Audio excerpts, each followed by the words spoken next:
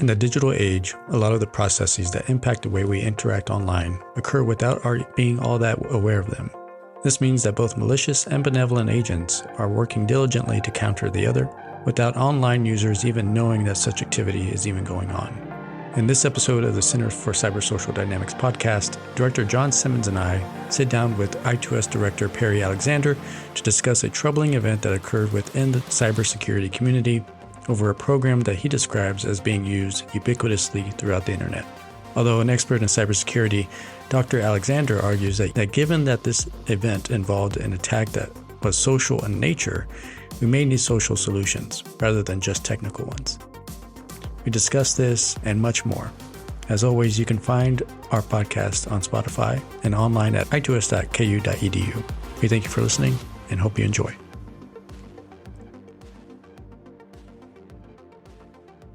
Okay, we're here for the Center for Cybersocial Dynamics podcast in a sort of gathering of sort of emergency session to really respond to an occurrence within the cybersecurity community about an operation that is described as being used ubiquitously in Linux operating systems and broadly for operations that occur online. John Simmons and I are here with the director of I2S, Dr. Perry Alexander, to get a sense of what this occurrence means and what it could mean for not just the potential impacts it could have had for people who use these systems, but also in the practices and norms followed in sort of creating and introducing these programs to online protocols. And with that,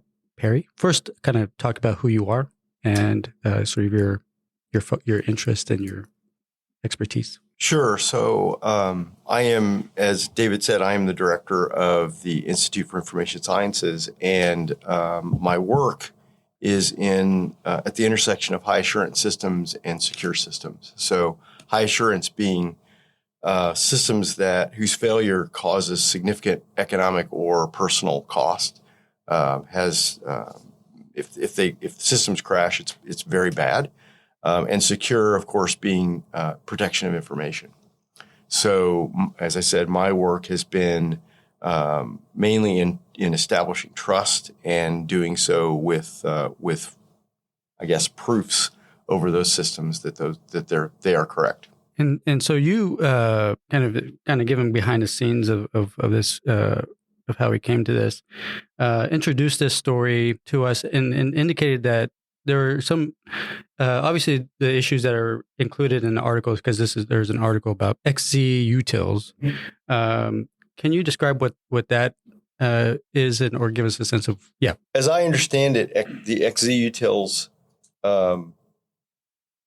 they're used for information compression during communication. So, and SSH and other transmission protocols all use, because we don't need to reinvent code compression every single time we do communication.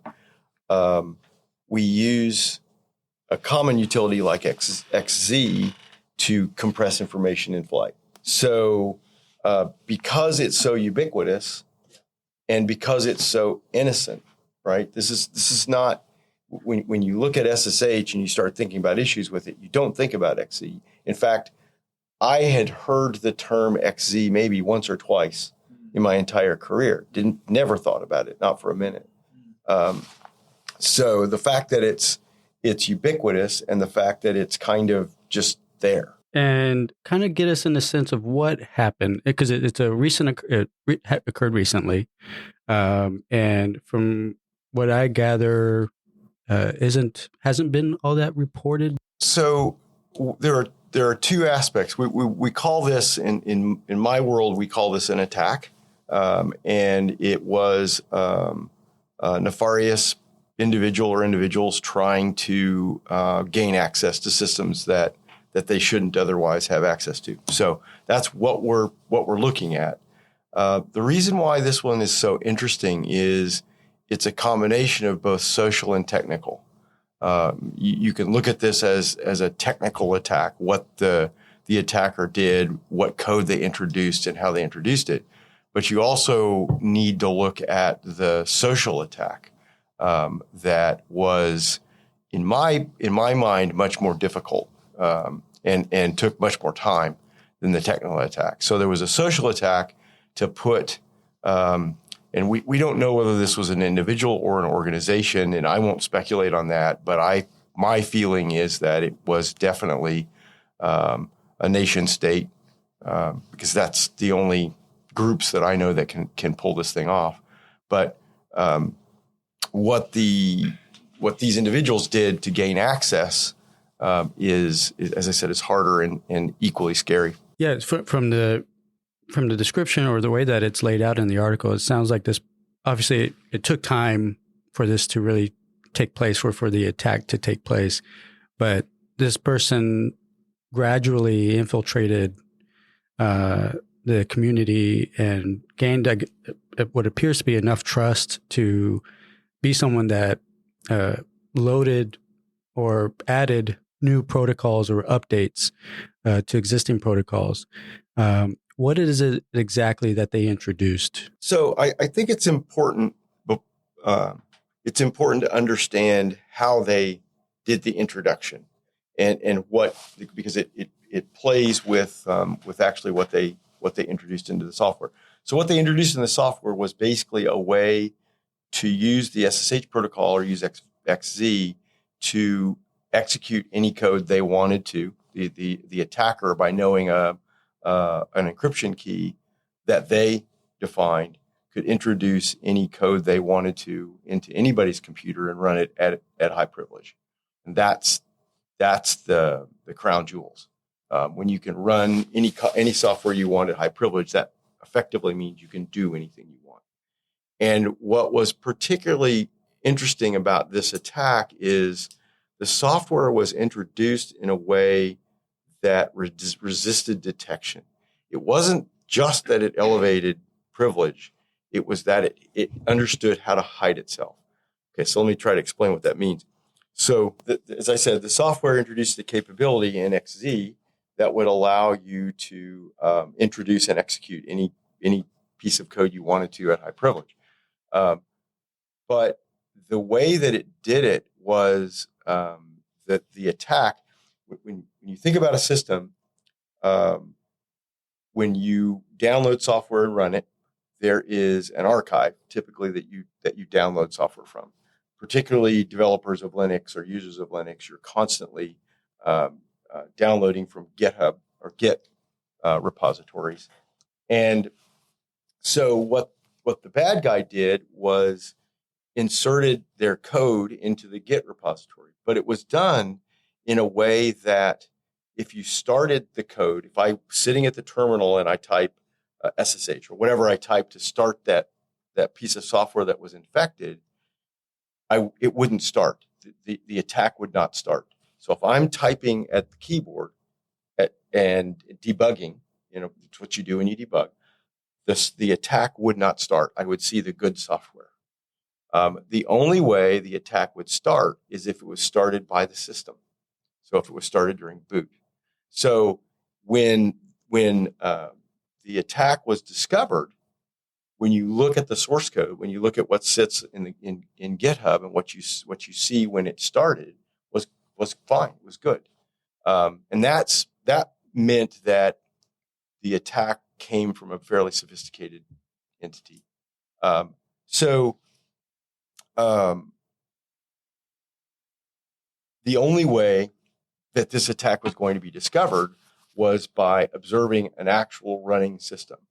You weren't going to discover it by traditional debugging techniques because, as I said, the code hid itself. And is that a particularly new feature where it didn't have to start with some sort of human telling it for the attack to start, but rather? So I guess the best way to say it, I've not seen this before in the wild, but I'm sure it's something people have worked on for quite a while. The idea that if I'm looking for the attack, I'm not going to see it unless I look at a system that's up and running. And how might so part of your concern wasn't just the potential um, attacks that could take place with the introduction of this backdoor, but also how it would affect uh, the community going forward and how it goes about making its or doing their business. And so this particular attack never made it into production. It was done in a pre-production release and discovered in a pre-production release. We'll talk about that later. But had it made it out, we would have never found it. And effectively, bad guys could execute whatever they wanted on anybody's computer they wanted to. And it's that bad. I think that as worrisome as the attack was, the social part of the attack is more worrisome. So basically, it's important to understand how open source software works. It isn't there's a Boston Commons where everyone just dumps their software in public. That's and everyone has access to and can change everything. That's not how it works at all. So if you're unfamiliar with the way software is distributed, there is a very popular archival means or repository management system called Git, and Git is allows you to incrementally patch software. And if you see a problem with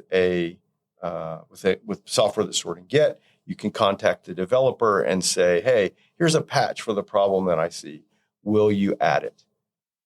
And the developer or the maintainer or owner, as they're sometimes called, will then decide, yes, I'll add that patch, or no, I won't. So the idea here is that any patch that's added to an existing repository is viewed by more than one pair of eyes. It's very common in software development these days that when you add to a software system, you issue what's called a pull request. And that pull request is saying, hey, here's my patch. Here's the thing I've added. Will you consider adding it? A second person looks at it and approves or disapproves that add. And then the addition is either made or not made. But the key here is that no single person updates the repository.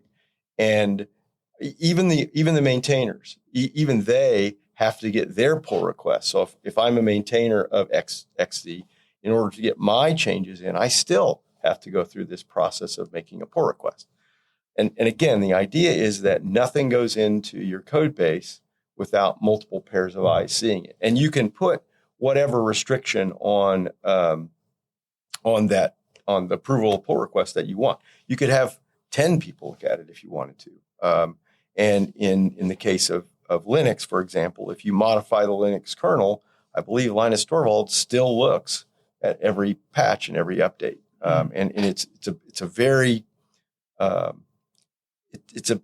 very disciplined process. It doesn't seem like it would be. We say open source, and it doesn't seem like it would be, but it certainly is. So what happened in this case is I forgot the pseudonym that the attacker used, but they created an identity, and they were able to defeat all of the social systems in place to become a trusted authority or to become one of the maintainers of the XZ library. Mm-hmm. So what they did, and it's also important to understand how trust works. Mm-hmm. So there are two basic models that I think about when I think about establishing a trust in a system. One is having the notion of roots of trust, and the other is the notion of having a web of trust. So the way roots of trust work is I have some trusted entity that serves at the root of a trust tree. And that entity will generate or establish that things it knows about are trusted. So when you get an encryption key from KU, that key is blessed or signed by a trusted authority. That trusted authority was in turn signed by a trusted authority. And the tree goes down until you get to the root, which is usually a company, a certified company, or the government, or maybe your company. And every time I want to communicate with someone whose key I don't have, is I go out and I request or I ask to add the root for that key to my keychain. So you have this tree-like structure, and there are good things about that in that the only way you can get added to it is that someone who is trusted from the root adds you to or creates a certificate for you or a key for you that's trusted in that way. Governments love this. This is the way governments work. If you think about it, your driver's license is effectively signed by the state of Kansas. There's something about your driver's license that only the state of Kansas can add. Governments are really, really very good at this. In fact, it's one of their primary functions. The problem with it is if you ever compromise any node in that tree, everything under it is also compromised. So it's great until it's not, and someone compromises a root key, and then everything that key has generated is also problematic. It also is, if you're a social scientist, this kind of tree-like structure lends itself to centralized control. It lends itself to basically dictatorships and things where information has a central root. So it's good in many ways, but it does have its problems. That's not the way open source works. The way open source works is it uses something that I'll call a web of trust. And in a web of trust, there's no root. There's no central authority from which all trust is derived. It's more, as the name implies, it's a web. So if John and I want to communicate securely, we would establish keys, and in one another's presence, typically, we would in effect sign one another's keys.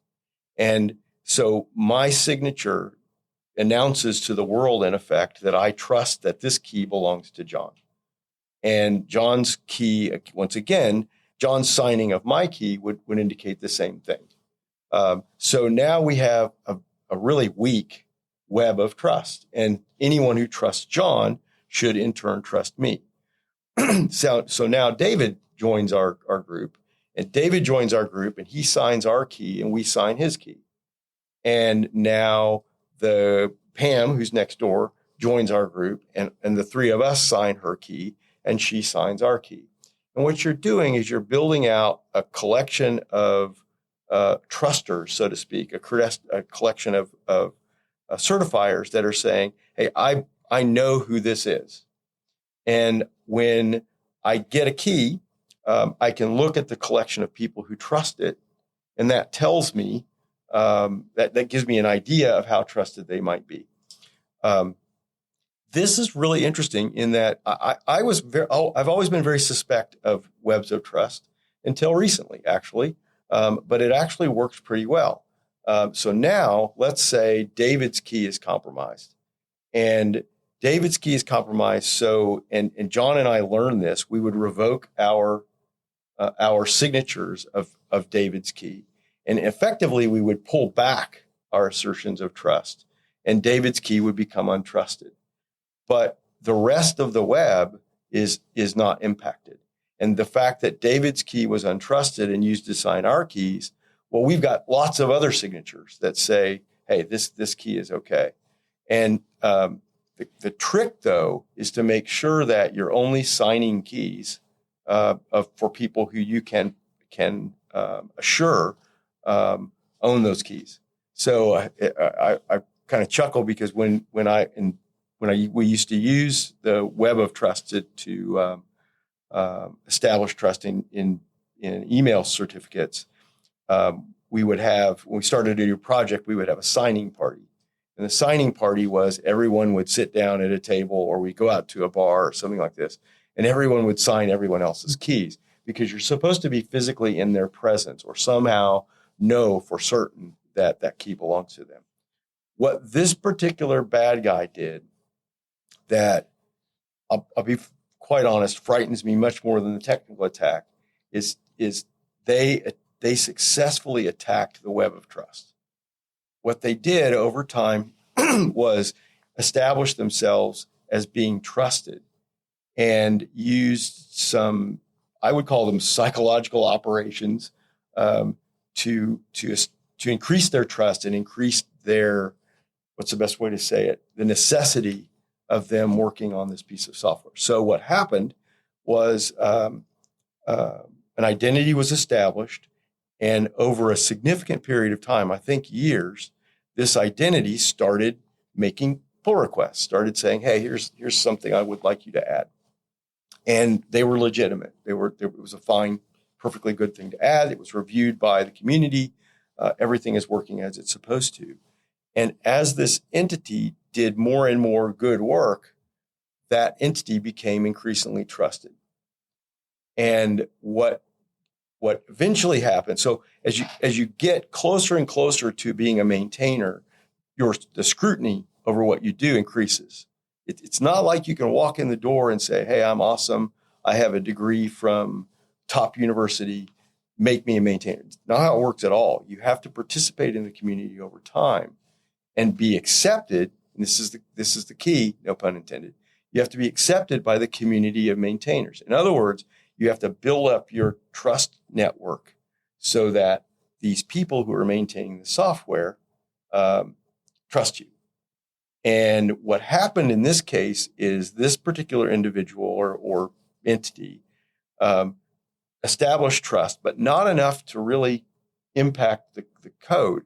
And what they did was they attacked the maintainer. You got to the point where there was really one maintainer of XZ, and that maintainer was having some health issues and wasn't getting to the pull requests fast enough. So this entity is generating pull requests and basically saying, hey, you need to let me help you, right? So it wasn't an attack in the sense of somebody showing up at your door with a sledgehammer. It was more like somebody showing up your door with a bouquet of flowers, right? I want to help you.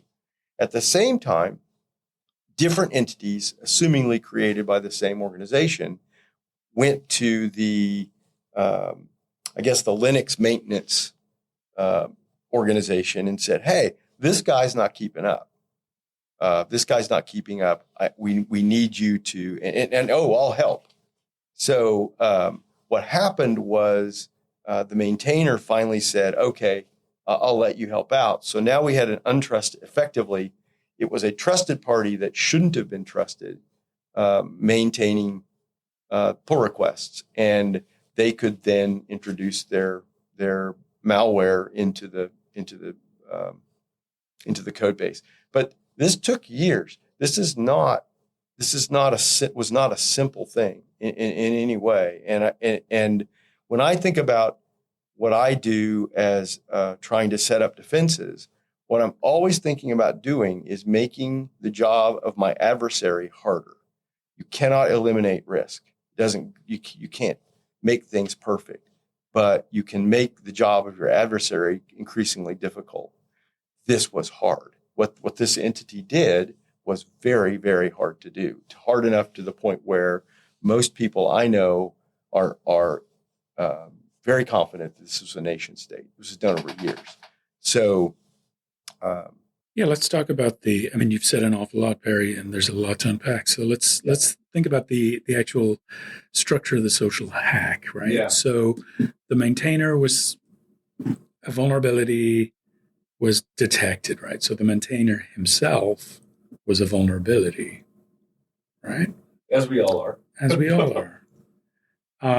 Then the GIT75 hosted pull requests, right, at a rate sufficient to sort of grind down the maintainer. Right. And do you think that's the first step? So identify the vulnerable party, right? Overwhelm him with work, then create sort of a community consensus that something's got to change. Then introduce yourself with a bouquet of flowers and say, I'm here to help. So that was the structure of the social attack. Right. Okay. All right. So when we're thinking about the ecosystem that maintains Linux and maintains other critical infrastructure, we are in a situation where our adversaries are looking for vulnerabilities at the individual level, right?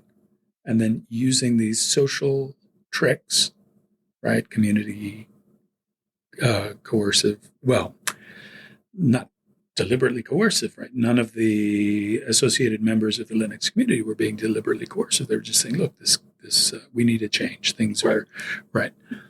But it's the force of community opinion then is going to be the thing that allows Jia Tan to get in and with the bouquet of flowers. Yeah. So how do you think we should let's think constructively. So there's good reasons why the Linux ecosystem is the way it is. It's widely regarded as, in many ways, the most secure set of practices for maintaining an operating system, right? I mean, you questioned that. I'm not sure that most secure is the way I would describe it.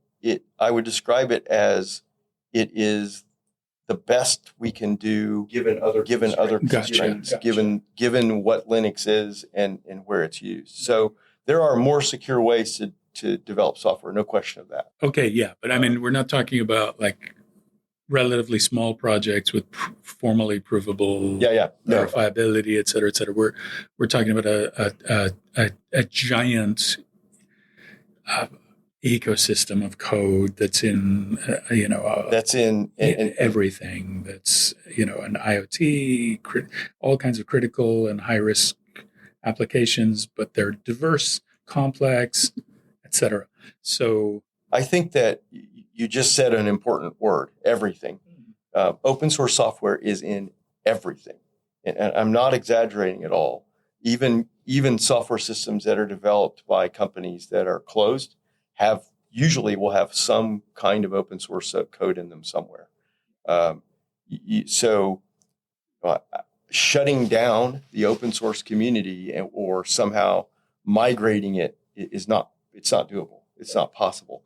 And if you say, okay, no open source software will go in certain kinds of systems, which is actually done. That's done. But if you said that about all systems, it wouldn't be. It's not feasible. So innovation would end. Right. So we're not going to talk about the space of the possible here. Right. We're talking about the space of the feasible. It's not feasible to lock down, and that's probably okay. That's probably a good thing. I think there are all kinds of reasons why I would argue that that's a good thing. But let's say then, okay, so then how do we respond to these kinds of interventions from well-resourced, super smart adversaries who have plenty of time? What do you think about the feasibility, for example, of thinking carefully about human vulnerabilities? So if we're looking for kind of insider threats or insider vulnerabilities, how do we as a community think about taking care of, let's say, this maintainer who was subject to personal, I don't know, he was sick, I guess, or yes. I don't know what the story was. Illness. Yeah. So, I mean, the key here would be that we would need to sort of be aware somehow of critical folks and their vulnerabilities as a community.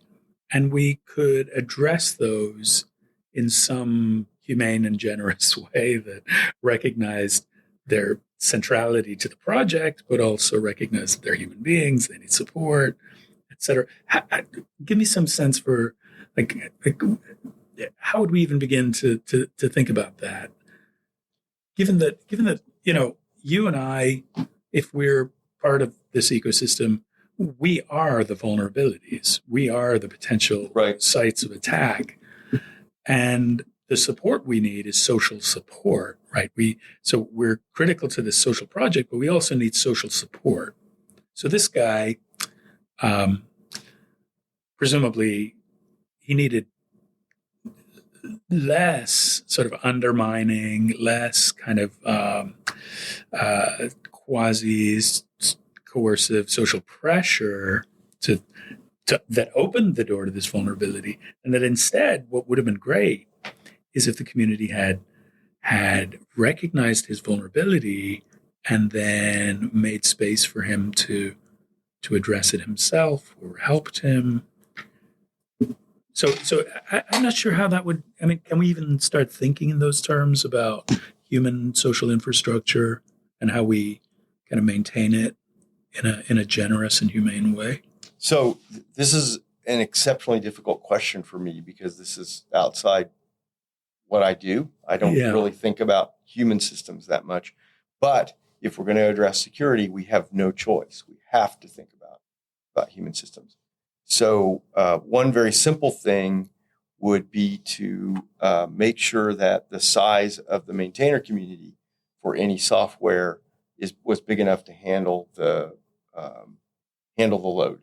So if there was a way that the individual who was in effect attacked could rely on some other entities to help out, that would have helped. But in a way they did, right? They just depended on somebody whose trust was not trustworthy. He was trusted, but he was not trustworthy. Very good. So even if we were to do that, the person with the bouquet of flowers who's come to help you out could be Jia Tan, Yes. And then he's a bad actor, and he's coming to mess you up. So then the issue is, how do we, or are there other ways of thinking about creating trust that would be more reliable, that would, ensure that you're not trusting an office in Shanghai or St. Petersburg or I don't instead know. of a human being? So in the early days, it would have been personal contact, as you said earlier. Yes. So I think it's really important to understand that the system worked. Okay. The code hack did not make it into production code. It was caught before it made it into production code. And the whole notion of open source, which is you've got thousands of eyes looking at software, and those thousands of eyes can suggest changes, can suggest fixes, caused this attack to be detected before it made it into production. Now, so in effect, the system did work. It just got tenuously close to failing. It was very close. We were very lucky. And, I also look at, let's say, let's say the recent missile attack of Israel. We could say the same thing about them. Those missiles didn't get through because they were very lucky. The system that they set up actually did work. Now, that's not to say it shouldn't be improved. Not to say that at all. But I think it's also very important to keep in mind that I believe, and I have friends in who know more than I do, shall we say, that if this wasn't open source software, if it wasn't maintained the way it was, the attack would not have been caught. It would not have been fixed. That's a really good, important point. So we should give credit to the developer at Microsoft, Andres Freund, who discovered the... Absolutely. And yes, absolutely. But I think when we look at this, we kind of have to get away from declaring it a win or a loss and sit in the middle somewhere and analyze what happened. And as you said, are there ways to improve it? I don't know. My background doesn't give me the kind of information I need to talk about the social system, other than to say you're absolutely correct. Years ago, there would be physical contact. There would be one-on-one contact, and you would actually see people. That would help, but I don't know if it's feasible anymore. For Andres Freund, was his sort of troubleshooting, was that prompted by what was introduced by Jia Tan? or was that a separate issue and he just happened to notice in the middle of his troubleshooting that this attack was in the code? My understanding, it was triggered by G10's actions. That it wasn't serendipitous that he found the bug. He actually found the bug, the attack. He found the attack because the attack caused things to not look the way they should look. Okay. Because I just wanted to make sure that it wasn't a matter of just to get to the point that further into the point that it was not totally a matter of luck that this came up, or that he was able to find it, but he was prompted by something that had already. I think the element of luck was the fact that he was looking at it at the right time. He himself, not lucky at all, incredible skills, mad skills, and not only mad skills, but an attention to detail that most people just don't have. Things that the SSH connections weren't running as fast as he thought they should. And there was also, I forgot the name of the software tool that was monitoring memory, was throwing errors that it shouldn't. And instead of saying, excuse me, Valgrind, yes. So so reporting on this said that he was troubleshooting problems that a Debian system was experiencing with SSH, right? And that was the SSH logins were consuming too many CPU cycles. Right. So that was how, at least according to public reporting, that's how he found this.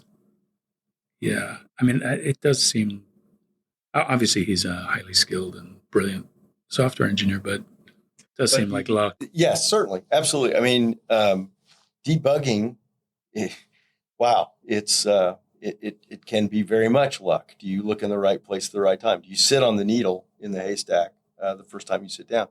But the other thing that I find really interesting here is because he had access to the source, because he could see the source, he could actually go in and debug the issue that he was looking at. He doesn't think I don't think when he started, I don't think he was thinking that his software had been attacked. Right. He was just trying to debug his system. If he doesn't have source, if it's closed source, if it's a library that he purchased from someone. Okay, that's a really important point. Then he can't diagnose the problem. Got it. Yeah.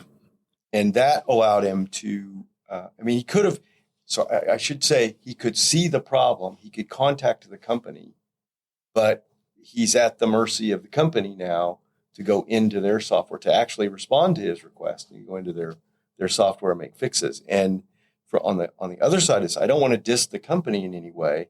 Wow, if you're producing software, and that software is publicly consumed, you're busy. And responding to every single request for change is just it's infeasible. Great.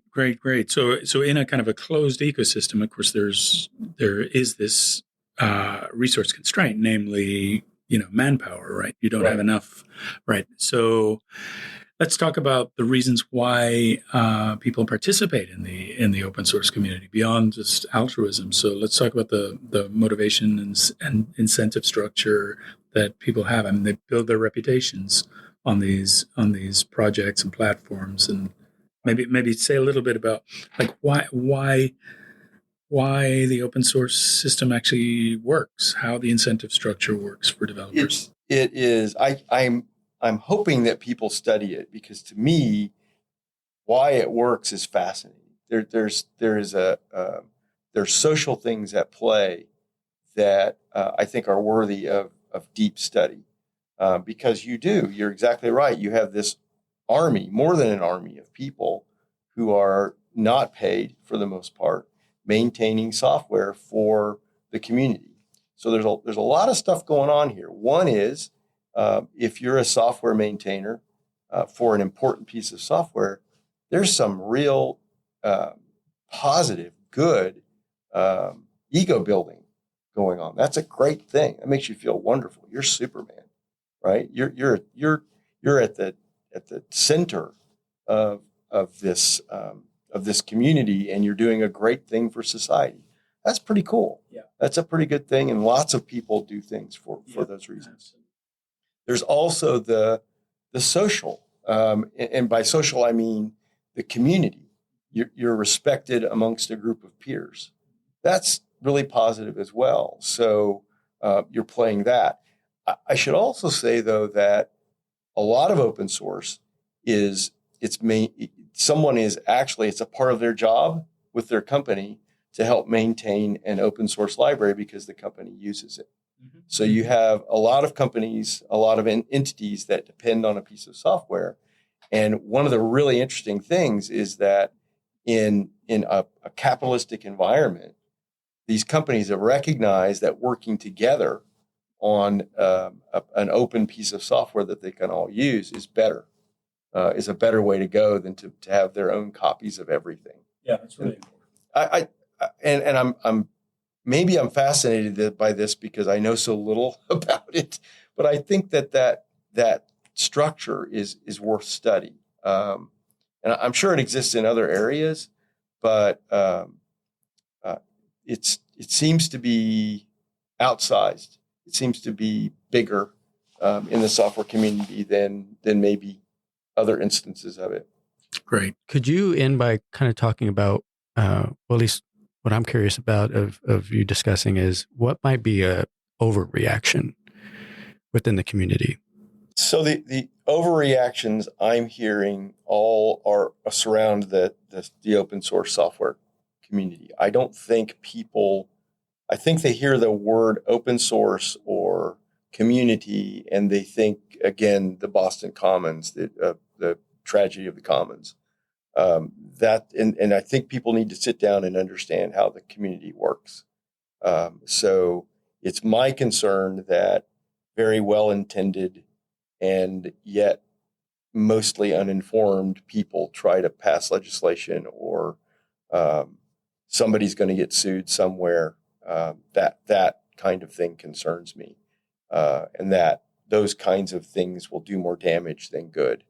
So I'm a believer that there are three components to handling security issues. One is technical, one is legal, and the other is policy or social. And I think the answers here, there may be some legal things that we need to adjust. There may very well be. But I think the real answer is looking at the social, at the policy. Maybe there are some policies that are worth changing. I think sitting down with the leaders of the open source community and talking with them, not in front of a congressional committee, but talking with them to understand what they do and possibly make adjustments. That I think that would be a really wise thing to do. But I think getting the people who make this thing run, getting them together and talking is going to be much more effective than any kind of legal thing. And I don't think there's a technical solution. And I'm the techie, as my friends would say. I don't think there's a technical solution to this problem. There might be. I might be completely misinformed, but I think that the issues here, if we're going to solve a problem, it's a social problem. Well, perfect. With that, Perry, thank you for sitting down with us and talking about this this news and this occurrence. And my pleasure. Yeah, it was fun.